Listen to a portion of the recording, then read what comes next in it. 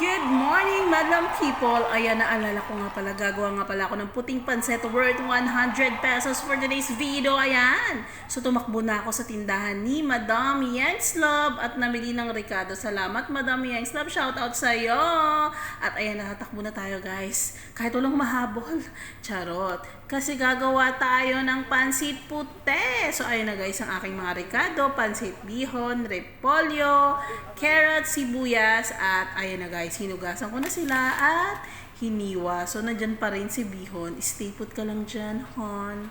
At ayun na nga guys, natawa pa ang ating nabit nyo. Ang fish sauce na ating pampalasa at syempre, ang paminta at syempre, ang bidang-bida natin na panghalo ngayon ay ang Hokkaido. So, ayun guys, i-prepare natin ang kawali na walang laman syempre guys.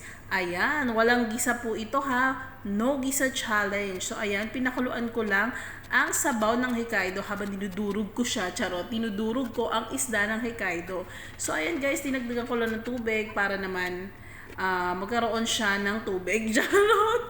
So, ayan guys, pagkakulo ng sabaw with Hokkaido na laman, ay ang gulo, naputuloy ang shansi ni Ate Nabet nyo. So, ayan guys, halu-haluin lang natin. Lagyan natin ng paminta, konting fish sauce o patis, at ayan, pag kumulo na, ihalo na natin ang mga natitirang gulay, ang repolyo. At syempre guys, pagkahalo nyo guys, hintayin lang natin kumulo. Dinagdagan ko pa ng tubig, o diba?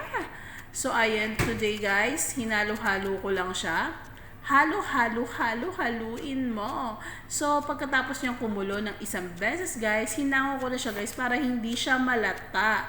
So, for today's video, guys, ayan ang ginawa ng ating nabet niyo kasi ayoko din ng masyadong malatang gulay.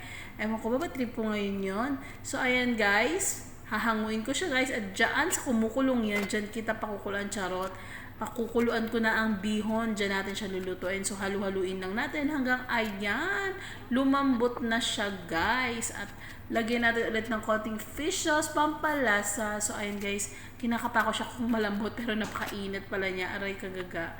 So, ayan, nilagyan ko na ng konting sili, guys. Kasi gusto ko medyo maanghang, may aroma. At ayan na nga guys, sinagdagan ko pa ng sabaw kasi medyo natuyuan siya guys. At ayan na, nilagay ko na ang gulay kasi luto na ang bihon guys. Okay na siya.